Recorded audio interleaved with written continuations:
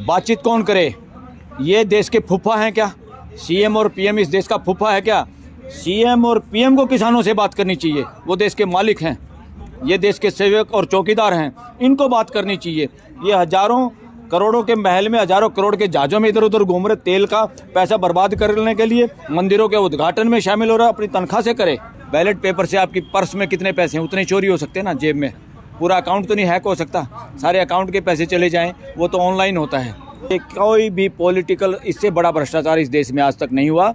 15-16 हज़ार करोड़ तो एक नंबर में आए हैं, पता नहीं कितने गुना 2 नंबर में पैसा आया है, इकट्ठा किया हुआ है, छुपाया हुआ है, जो इलेक्शनों में खर्च हुआ और आगे भी खर्च होगा। ये मेरा फैसला नहीं है, ये देश का फैसला है, देश के लोगों का फैसला है, देश के लोगों का जानने के अधिकार की जीत है।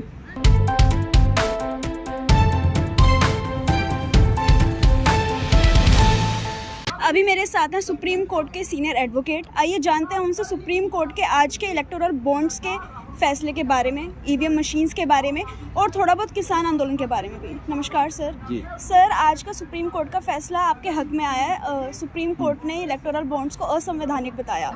तो अभी मेन नारा है आपका, ईवीएम हटाओ देश बचाओ। आपको क्या लगता है, अगर ईवीएम हट जाएगी तो देश बच जाएगा और बीजेपी नहीं आएगी? देखो बेटा, ये मेरा फैसला नहीं है, ये देश का फैसला है, देश के लोगों का फैसला है, देश के लोगों का जानने के अधिकार की जीत है। सुप्रीम कोर्ट ने कहा देश के लोगों को सब कुछ बताना होगा। राजनीति बिना लोगों को बताए तुम चोरी चकारी से पैसा इकट्ठा करना, ये भ्रष्टाचार का एक तरह से अड्डा है और इसमें बहुत बड़ा भ्रष्टाचार हुआ। दिल्ली के शराब घोटाले से, जो शराब घोटाला नाम का चर्चा होती है, उससे बड़ा घोटाला है इसमें। और इसमें हज़ारों करोड़, 14-15 हज़ार करोड़ रुपये मिले हैं, बीजेपी के अकाउंट में आए हैं लोगों से, और उनका नाम नहीं बताना चाहते। और नाम जितना जल्दी आएगा, सुप्रीम कोर्ट ने थोड़ा लेट कहा कि 31 तारीख तक या कौन से मार्च तक इसको लगाओ, नहीं 6 नहीं 13 मार्च तक। इतना लंबा समय नहीं देना चाहिए, डाटा सब कुछ पास है, इमीडिएट लगाना चाहिए। देश के लोगों को पता होना चाहिए क्या साजिश थी, कितना बड़ा षड्यंत्र था। ये कोई भी पॉलिटिकल, इससे बड़ा भ्रष्टाचार इस देश में आज तक नहीं हुआ। 15-16 हज़ार करोड़ तो एक नंबर में आए हैं, पता नहीं कितने गुना 2 नंबर में पैसा आया है, इकट्ठा किया हुआ है, छुपाया हुआ है, जो इलेक्शनों में खर्च हुआ और आगे भी खर्च होगा। तो ये सारी अगर जांच होगी और सरकारी गवाह बना के जिस तरह अपोजिशन के लोगों को जेल में डाला जा रहा है, जेल में लगातार रखा जा रहा है, इस तरह से जब सरकारी गवाह लोग बनाएंगे तो कितने भयानक बातें सामने आएगी कि कैसे लोगों की मजबूरी का फ़ायदा उठा के पैसे ऐंठे गए और कैसे गलत तरीके से लोगों को बेनिफिट पहुंचाया गया, देश के पैसे का, देश के रिसोर्सेज सौंपे, और कैसे कमीशन और रिश्वत के रूप में पैसा लिया गया, और जो सारा का सारा लगभग पैसा बीजेपी को मिला है। बीजेपी इस बात को बचाने के लिए, छुपाने के लिए, देश के साथ धोखा करने के लिए चोर बाजारी से कानून लेके आए थे, गलत तरीके से कानून लेके आए थे। बहुत समय लगा मगर देर आए दुरुस्त आए, और ये कानून देश के लोगों के हक में गया कि देश के लोग, देश के मालिक देश की जनता है, देश की जनता को सब कुछ पता होना चाहिए। ऐसे कोई चोर उचक्के मिल के इस देश का मलियामेट नहीं कर सकते पॉलिटिक्स का, और उसको अनकॉन्स्टिट्यूशनल, असंवैधानिक यानी गलत करार दे दिया सुप्रीम कोर्ट। ये देश की जीत हुई है। जी सर, अब मैं थोड़ा क्वेश्चन पूछना चाहूँगी ईवीएम के बारे में। जी ईसी ने एससी में कहा है कि जो हमारी ईवीएम मशीन्स है वो हैक प्रूफ है, वो किसी नेटवर्क के बिना नहीं चलती। वो झूठ बोल रहे हैं, वो झूठ बोल रहे हैं। नेटवर्क की जरूरत नहीं है, उसके सॉफ्टवेयर में गड़बड़ कर देते हैं लोग।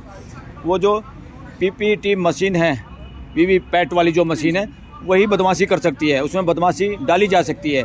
वो पर्ची निकालेगी कुछ और जहां वोट इकट्ठे होंगे इलेक्ट्रॉनिक तरीके से, वहां हो जाएंगे किसी और पार्टी के पक्ष में। ये जो चोर बाजारी की है, और इसीलिए 2019 का इलेक्शन भी एक तरह से चोरी से, गलत तरीके से जीता हुआ इलेक्शन है। ये सरकार अवैध सरकार है, अवैध सरकार पे देश पे कब्जा किए हुए हैं, क्योंकि 370 सीटों पे घोटाला पकड़ा गया था, जहाँ 10,000 से 25-30 हज़ार तक वोटें ज़्यादा मिली थी। कंप्यूटर कभी भी जोड़ को गलत नहीं कर सकता। जो एक्स्ट्रा वोट आई हैं, जितने लोगों ने वोट डाली, उससे ज़्यादा तभी बताती है मशीन। जो मशीन में गड़बड़ की गई है, और वो गड़बड़ वही लोग करेंगे, इलेक्शन कमीशन और उसके लोग, और वो किसके इशारे पे करेगा? जो लोग सत्ता में हैं।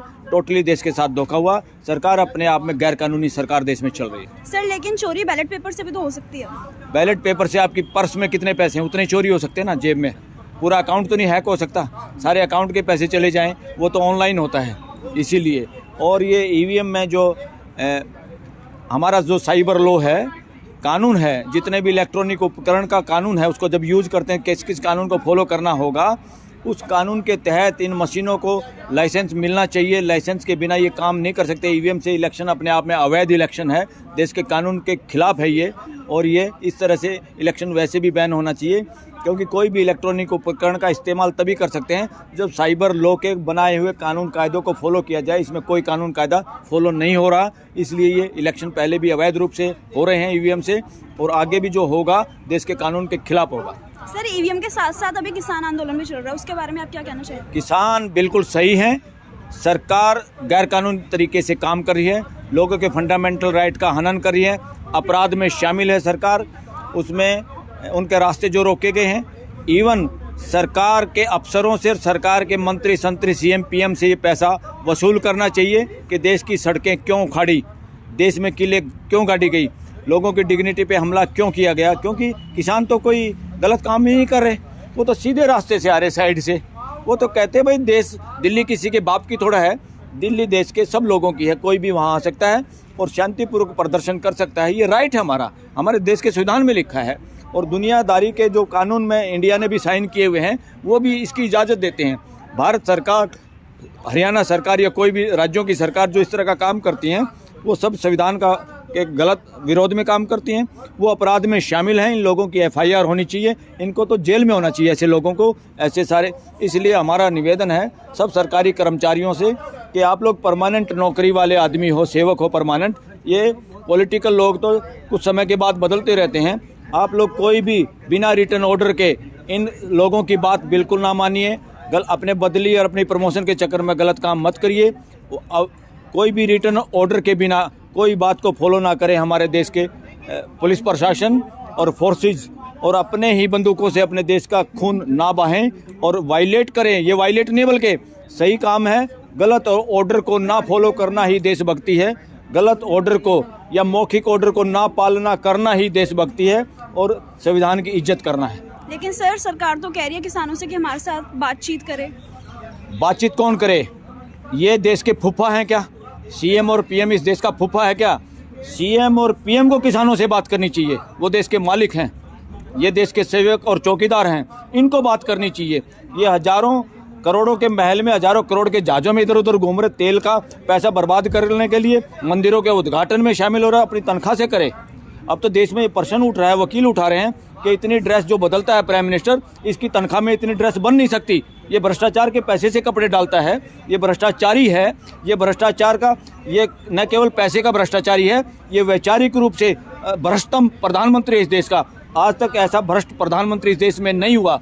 वैचारिक, जो हिंदू मुसलमान करता देश को बांटता है, गुजरात मॉडल विनाश का मॉडल है, अपराध का मॉडल है, लोगों की आवाज़ दबाने का मॉडल है, शोषण का मॉडल है, इनको खून मुंह लगा हुआ है, उसी तरह ये देश में करना चाहते हैं। किसानों ने इनका गिरेबान पकड़ा हुआ है, इसलिए किसानों को कुचलना चाहते हैं। किसानों के साथ पूरा देश है, ये कुछ कर नहीं पाएंगे, वो दिल्ली में आके बात करेंगे। हम तो किसानों से आह्वान करते हैं, आप डरिए मत, और वो डरने वाले भी नहीं हैं। किसी भी देश में तानाशाहों का मुकाबला और तानाशाहों को जुत्ते मारने का काम किया है तो किसान और मजदूरों ने किया है, इस देश में भी ऐसा ही होगा। और किसानों को चंडीगढ़ में जाने की जरूरत नहीं है, दिल्ली उनकी है, वो दिल्ली में के अंदर ही बात करें, चंडीगढ़ रह गए शहरों में बात भी ना करें इनके मंत्री संतरियों से, और टेबल पे यहाँ बैठ के बात करें, प्राइम मिनिस्टर की छाती पे बैठ के बात करें किसान, क्योंकि किसान इस देश के मालिक हैं।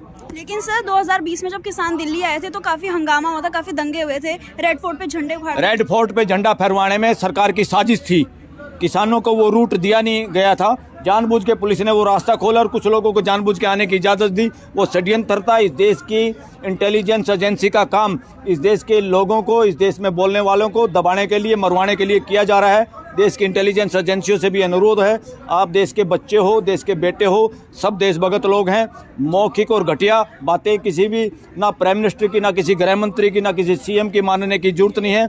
आप इस देश के जिम्मेदार लोग हों, इसलिए इंटेलिजेंस और फोर्सेज के सब लोगों से निवेदन है कि अपनी ड्यूटी निभाएं, अपने देश के लोगों के मौलिक अधिकारों के साथ खड़े हों, मौखिक आदेशों की अवहेलना करो जैसे किसी बेवकूफ़ की समझदार आदमी अवहेलना